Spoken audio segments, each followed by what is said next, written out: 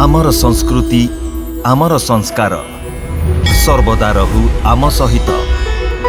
भारतर महान ग्रंथ आउ काव्यगुड़िकर संपूर्ण संकलन सब्सक्राइब करंतु तिलक।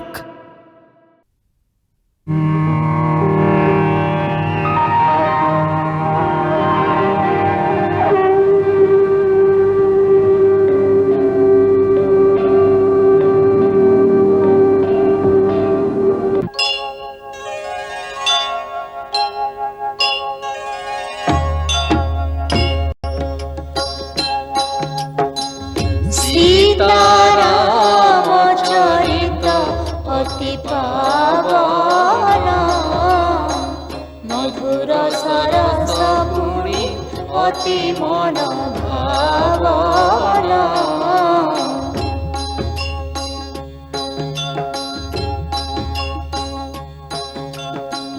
पुनः पुनः सुनिले भी मन बुझे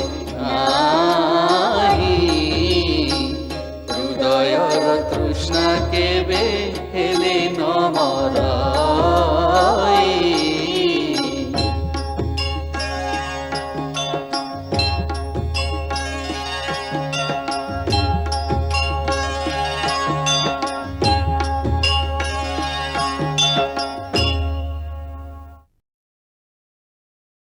महाराज श्रावण दया कर मो पर अत्याचार करा जाइछ। महाराज हे लंकेश्वर मो प्रति दया कर।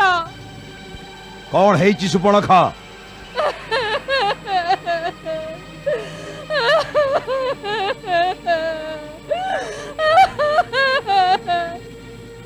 तू एक ही रूप धरिचु तो नाकरे घा हला केमिति? ये घा नुहे खंडारे कटा जाइछि। कौन खंडारे कटा जाइछि? हां भाई ये सुपर्णखा नाक कटा जाइनी। ये लंकेश्वर महाराज रावण का नाक कटा जाइछि।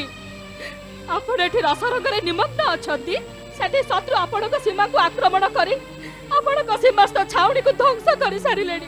छाउणी को ध्वंस करी सारलेनी तेबे सीमा इलाका रे खर दूषण कोन करूचंती? खर दूषण युद्ध रे प्राण हराइचंती। तांकु मारिबा तो ब्रह्मांग पके असंभव थिला। की कला दुस्साहस? मानवटाए मानवटाए असंभव। खर दूषण दुए शक्ति बल पराक्रम रे मो ठारु कोनोसी गुण रे कम नुहंती। छार मानवटा तांको मारिदला ए कथा मो विश्वास करि पारुनी। आकंपन तम नीरव काईकी? सुपर्णखा जा कहूची से कथा कोन सत? हां ए कथा सत्य महाराज। एहार अर्थ ये सब देवता मानक षडयंत्र। साधारण मानव रूप धारण करी सेमाने मो सीमा को आक्रमण करिसंती। को को देवता थे तांको संगरे? इंद्र तो निश्चित थिबो। को देवता तांको साहाय्य करिबा को आसितिले? पिताश्री से देवता मानक अत्याचार करिबा बहुत दिन हो गलानी। से माने त्रिलोक विजय लंकेश्वर शक्ति भूली गले। से माने कोन भूली गलेनी जे मेघनाथर ना इंद्रजित काई गेइची? आज्ञा दियंतु पिताश्री से सब देवता गुडांगु बांधी ए सभारे मु जेमिति हेले उपस्थित करैबी।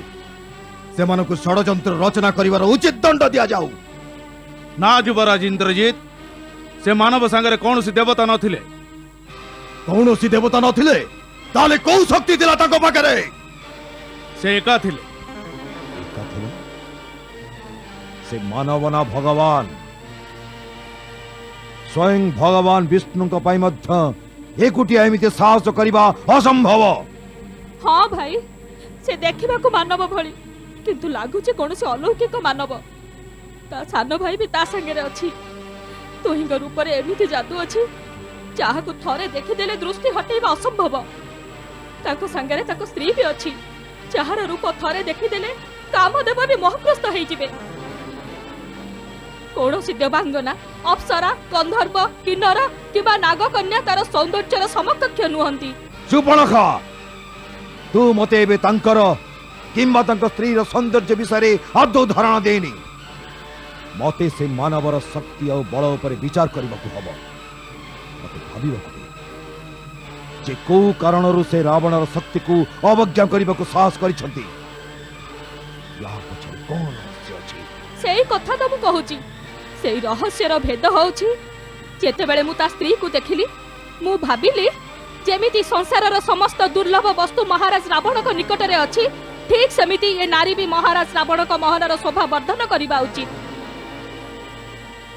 एई विचार नै ताकू मु आपन को पई उठै आनिबा को गली किंतु से दुई भाई मते आक्रमण करी मोर ए दुर्दशा करि देले। जेमिति मु कहिली जे मु लंकाधिपति रावण को भौणी मते थट्टा कले। एतिक तो नुह मो नाक काटी आपन को धिक्कार करिसंती आ कहिसंती जे जाई तो भाई को कहि दे निज वीरत्व पर जदि एते अभिमान ताले निजे आसी सुंदरी को नै जाऊ न हेले भौणीर पणतरे मुह लुचाई लंकारे कांदु थाऊ। असह्य सुपर्णखा क्षमा करंतु महाराज मो हृदय अपमानर ज्वाला रे प्रज्वलित। सेमाने आपणक भौणीर नाक काटी राक्षस मानक शक्ति को तिरस्कार करिसंती आपणक शक्ति को अवज्ञा करिसंती। जदि आपणकर टिके भी आत्ममर्यादा अछि तबे आज ही से स्त्री को अपहरण करि आनंतु आउ से दुई भाई को मते देई देबे जेमिति मु मो इच्छा अनुसार सेमान को दंड देई परिबी तेबे जाई मोर ए अपमानर प्रतिशोध पूरा हबो। निश्चित सुपर्णखा तोर अपमान और मो भाई मानक मृत्युर प्रतिशोध नबा तो एबे मोर प्रधान कर्तव्य नहले सारा दुनियार लोक मते थटा करिवे। आकंपना किए से मानव जो माने निज मृत्यु को आह्वान करिसंती ओ भयंकर वनराज्य को नष्ट करिसंती मोर अपराधी होई इंद्र कुबेर जम और स्वयं विष्णु भी शांति रे रही परिबेनी। जो रावण काल मानकर भी काल अग्नि को भी भस्म करि पारे मृत्यु को भी मारी दबार शक्ति जार अछि ता रास्ता रे कंटा हबार साहस कला किए अब काई की कला। महाबली लंकेश्वर सेमाने कौशल देशर राजा दशरथंकर पुत्र राम आ लक्ष्मण सेमाने बहु यशस्वी एवं तेजस्वी जना पड़ती तांकर बल और पराक्रमर कौनसी तुलना नहीं। सारा संसार धनुर्धारी मध्य सर्वश्रेष्ठ बोली कह जाए सेमानकु दिव्यास्त्र प्रयोग करिवार कौशल भी जଣା। एमिति लागुची जे समस्त ऋषि एवं समस्त देवता मानक द्वारा सिद्ध होइतिबा दिव्यास्त्र उपरे सेमानकर संपूर्ण अधिकार अछि। सेमाने युद्ध कौशल भी प्रवीण सेथिपहि युद्ध रे केवल राम हाथ रे ही परमवीर खर आ दूषण इहलीला संवरण कले। सेमानकु मायावी विद्या भी संपूर्ण रूपे जଣା अछि। सेथिपहि कि आम राक्षस सैन्य भयभीत होई जुआड़े जुआड़े भी गले सेमानक सम्मुख रे रामंकु ही छिड़ा होइतिबार देखिबाकु पाइले। तांकर मोहिनी अस्त्रर मायारे आमर सैन्य सामंत परस्पर को राम बोली भावी लड़ा लड़ी हेई मले। से एते बड़ वीर तेबे तांको वृत्ति धर्म विरोधी हेई नथिबो ताहले से बिना कारण रे आम वनराज्य उपर आक्रमण करी ताको नष्ट कले काहेकि? महात्मन सेमाने आक्रमण करि नथिले आक्रमण त आम सेना तांको ऊपर करथिले। आम सेना तांको उपर आक्रमण कले आउ हारि गले एथिरे तांकर किछि दोष नाही। आउ या पूर्वरु सेमाने आमर कोनोसी अपराध करि नथिले लागुची तांको उपर आक्रमण करिवाटा आमर अनुचित थिला। महाशय आपण ए कथा ऊपर भी ध्यान दियंतु। विगत केते वर्ष धरी एई दुई राजकुमार दंडकारण्य रे ऋषि आ मुनिंकर सुरक्षार उत्तरदायित्व निजे ही ग्रहण करथिले। तांकर सुरक्षा पाई ऋषि आ मुनि माने वनरे निर्द्वंद रे विचरण करूचंती। तांको चालीचलन जଣା पड़ुची जेमिति सेमाने पृथ्वी को राक्षस विहीन करदेबे। सेमाने विराट भली अनेक बलवान राक्षस को मारी सारिछंती जो माने कि निजर आहार खोजिबाकु जाई तपोवनर मुनि ऋषि मानको भक्षण करी बंचिथिले। एई दोष पई अवश्य सेमाने दंड पाइबा उचित। घर दूषण सेमानक ऊपर आक्रमण करी उचित करथिले। ये केवल आवेगर कथा युवराज इंद्रजित बुद्धिर तर्क एहार विपरीत हब। सबुठु प्रथम कथा हैला जे सेमाने तांको सीमा भितरे तांको प्रजा को रक्षा करुथिले जेउथिरे तांकर पूर्ण अधिकार अछि। द्वितीय रे जहांकर वीरत्वर वर्णना आमे केबेठु सुनी आसुछे सेमानंक पराक्रमर पूरा जांच न करी आमर सेनापति खर और दूषण केवल जणे स्त्रीर कथारे माति जाई निज सेनार सर्वनाश कले। याठु बड़ भूल कौन है पारे? विभीषण भाई तमे हाथ रे चूड़ी पिंधि के बसी थाओ आउ एठी एमिति तर्क करू थाओ। निज भौणीर एमिति सर्वनाश हेला परे भाई नीति आ अनीतिर कथा भाबिबो एईटा केबे कोनोसी वीर जातिर संस्कृति हेई न पारे। अंध वीरत्व कोनोसी कार्य रे आसेनी शेषरे नीति आ धर्म रे ही विजय हेई थाए। विभीषण वीर पुरुष निजर पराक्रम रे ही बंची थाए। से तो परि भयरे आशंकित हुए नहीं जे एमिति हेई जिवो सेमिति हेई जिवो। आमर राक्षस जाति सबुठ श्रेष्ठ अटे कौनसी मानव असुर जाति पर आक्रमण करने भली दुस्साहस यदि करे ता पूर्व ता हाथ काटिदेवा दरकार। एमितिरे तो सेमाने मो भौणी को अपमानित करिसेंती। मु एबे ही तांको ऊपर आक्रमण करी प्रतिशोध लेबी। आउ ता स्त्री को निज रानी करिबी। आउ से दुई वनवासी को काटी खंड खंड करी हम राक्षस मान को बांटी देबी। क्षमा करंतु महाराज, मोर मतामत एया जे आपण सीधा सड़क तांको ऊपर आक्रमण करवाटा उचित होबनी। दुई मानव राजकुमार को सह स्वयं लंकापति रावण को युद्ध करवाटा आम मान मर्यादा अनुकूल होबनी महाराज। किंतु सेमाने जेते बड़े परम पराक्रमी खर दूषणकर सेना सहित संघर्ष करि परिछंती, तेणु निजे रावणर जीवाटा ही ठीक हब। महाराज, से छार मानव दीटा को जीतिले आपणकर कौ जस रहिबो? आउ जदि से माने हर दूषण को भली आपणकर कौनसी प्रकार क्षति कले ताहले लंकेश्वर कीर्ति कलंकित हो जिवो। मो मतरे आपण माया करिता स्त्री को नहीं आसंतु। राम ता स्त्री को बहुत भल पाए लंकेश्वर। ता स्त्री ताठू विच्छिन्न हो गले से शोकरे मृत प्राय हो जिवो। तापर आपणकर जे कोनसी कर्मचारी तार जीवन समाप्त करि परिबो। महाराज, सेनापति अकंपन कथा विचार योग्य, किंतु यह नीति विरुद्ध अटे। किछि नीति विरुद्ध नुहे लंकेश्वर। से उद्धत वनवासी माने आपण को भौणी को आक्रमण करिसंती। गोटे स्त्री ऊपर शत्रु प्रहार करिछि। आपण भी आक्रमण करंतु। ताक स्त्री को असम्मानित करे निज भौणीर प्रतिशोध नियंतु भाई। हाँ महाराज, जमिति नागठू मणि विच्छिन्न हो गले नाग कांदी कांदी मरी थाए, ठीक सेमिति ता स्त्री ताठू अलग हो गले से विरह रे मरिबो, जंत्रणा रे मरिबो, संताप रे मरिबो। निश्चय ए तर्क विचार योग्य बोली मु भाबुची। छल रे बल रे कौशल रे सीता को ताठू अलग करि दियो भाई। ता गर्भ भांगिबो, तेबे जाई मो आत्मा शांति पाइबो। हब ताहाई हब भौणी, ताहाई हब। जदि तांको साथी युद्ध करने आपणक नीति विरुद्ध, तेबे कौन चोरी करिके आपणक जस बढ़ी महाराज? हे लंकेश्वर, मोर परम आदरणीय ज्येष्ठ भ्राता, आपण परम ज्ञानी, वेदवक्ता, परम तेजरे तेजस्वी, पांडित्यर प्रदर्शक अटंती। परम उच्च ब्राह्मण कूल जन्म नेले भी क्षत्रिय मानक भली अक्षय कीर्ति स्थापन करिछंती। क्षणिक उत्तेजना रे निजर उज्जवल प्रतिष्ठा को कलंकित करंतुनि महाराज। आपण जहा शक्ति पाइछंती ताहा तपस्या बल रे पाइछंती। तेणु अधर्म पथरे जाई ताको निंदित करंतुनि। धर्म आउ अधर्म रो विचार शक्तिहीन माने करिथांती विभीषण। शक्तिशाली जहा करंती ताहा ही धर्म। किंतु हो एबे मु कोनोसी तर्क सुनिबा को चाहुनी। आपण माने जा मतामत देले ता ऊपर विचार करी मु स्वयं निर्णय नेबी।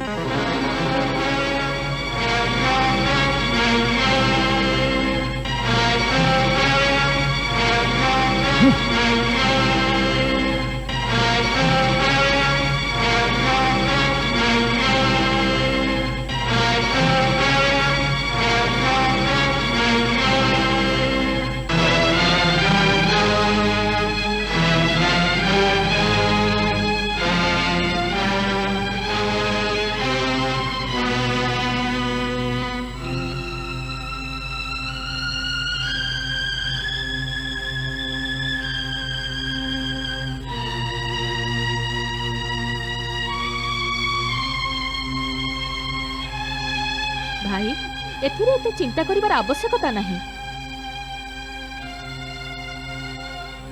सीता आपणकर योग्या, ताकू आपणक पाखकु आनिबाकू मु निजर नाक कटेइची।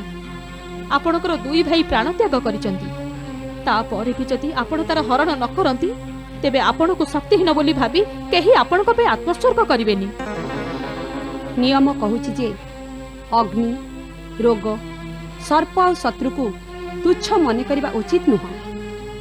आउ एमाने तो साधारण मानव लागू नाहंती जो माने खर आ दूषण को पराजित करिसेंती।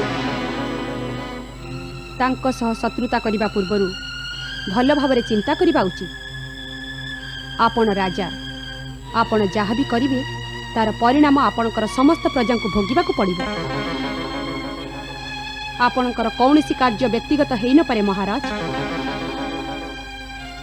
शुणिली जे आज दरबार रे विभीषण भी आपण को एही मतामत देइचंती।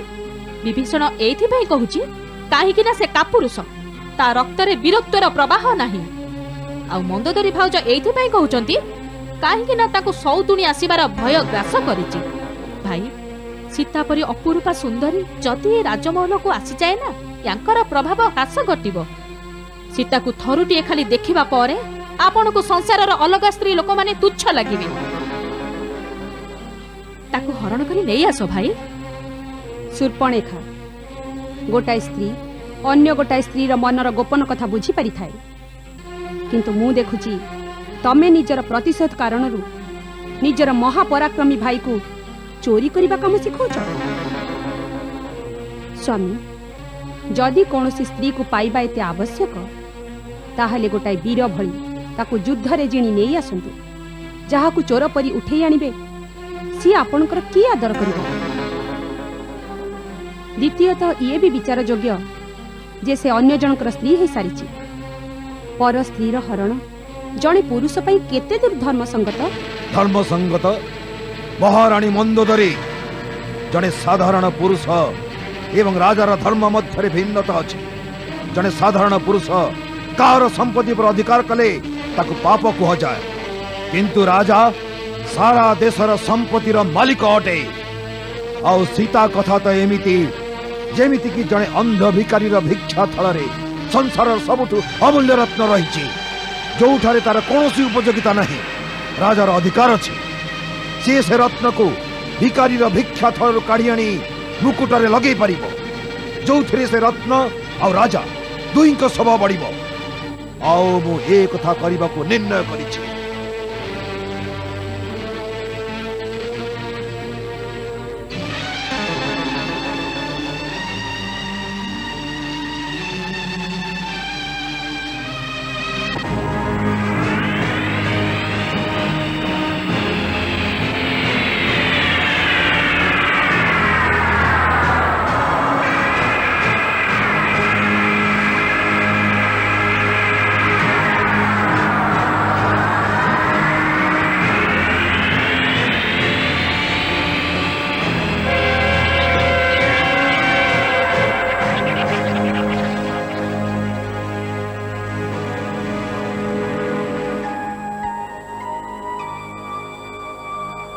ओम नमः शिवाय, ओम नमः शिवाय, ओम नमः शिवाय, ओम नमः शिवाय।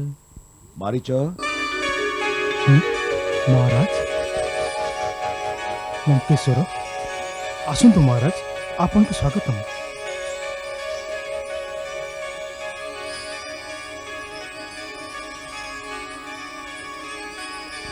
महाराज आसन ग्रहण करंतु।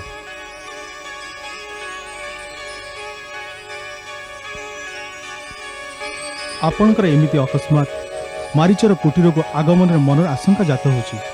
आपणकर राज्य रे सब कुशल तो महाराज? तात मो तुमठु साहाय्य मागिबाकू आसीछि।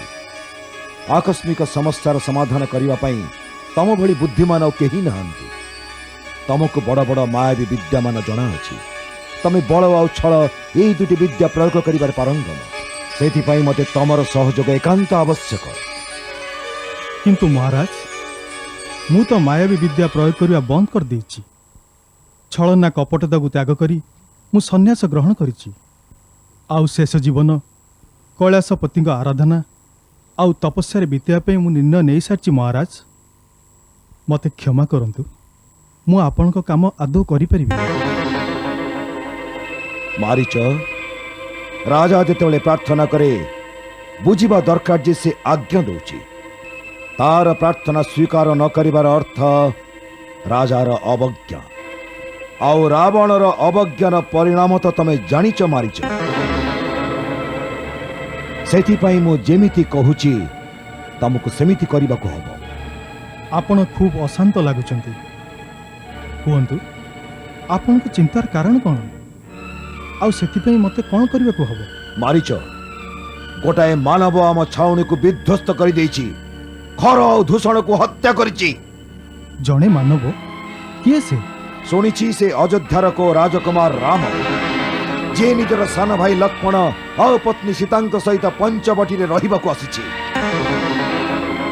से मोर प्रिय भौणी शूर्पणखा को भी अपमानित करिछि तार नाक को काटी ताकू असुंदरी करिछि मु दृढ़ निश्चय करिछि जे मो भौणी को असुंदरी करिछि मु ता सुंदरी स्त्री को ताडो छड़े आनिबी ताकू मो रानी करिबी मु सीता को अपहरण करिबी आउ सेति पई मोर तमर साहाय्य दरकार मो साहाय्य हाँ तमे निज माया रे गोटे अद्भुत स्वर्ण मुगर रूप धारण कर जहार सिंह स्वर्ण वर्ण हेबो जहार चर्म सोनेली हबो एमिति हबो जेमितिका केही केबे देखि नथिबे तमको देखि राम लक्ष्मण भी शिकार पाई बाहरी जिबे जदि से नगले सीता अवश्य सेमानकु तम शिकार पाई पठेइबो सेतिकी बेले मु ताको कुडिया उठेई आनिबी देखो से सुंदरी रा केमिति सौभाग्य सी से बनर कुड़ियारू सीधा सी लंकार राजमहल रे पहुंची जीव तार सौभाग्य कि नुहे किंतु आपण का दुर्भाग्य अवश्य उदय होची महाराज रावण कौन हाँ लंकेश्वर आपण जहाँ को गोटाए छोटिया राज्यर साधारण राजकुमार बोली भाबुचंती से रामर महिमा आपण जानि मते लागुची सतरे केही आपणकर परम शत्रु अछि जे आपण को ये उपदेश देछि काहेकि ना एई दुष्कर्म परे आपण को कुल सहित सबु नष्ट होई जिवो लंकार स्थिति भी दोहली जिवो आपण मो कथा मानंतु ये सबु किछि भूली जाई आपण लंका फेरी आनतु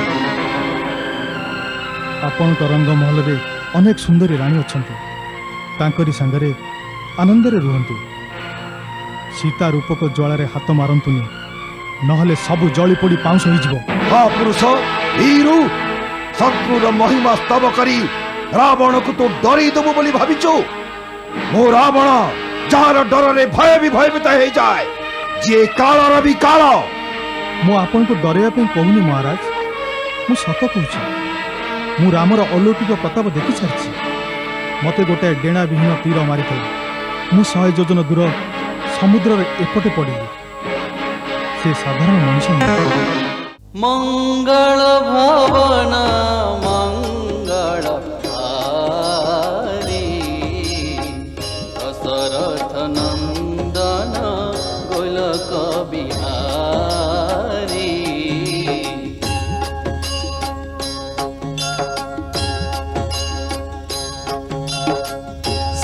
सीताराम चरित अति पावना मधुर सरस पुण्य अति मन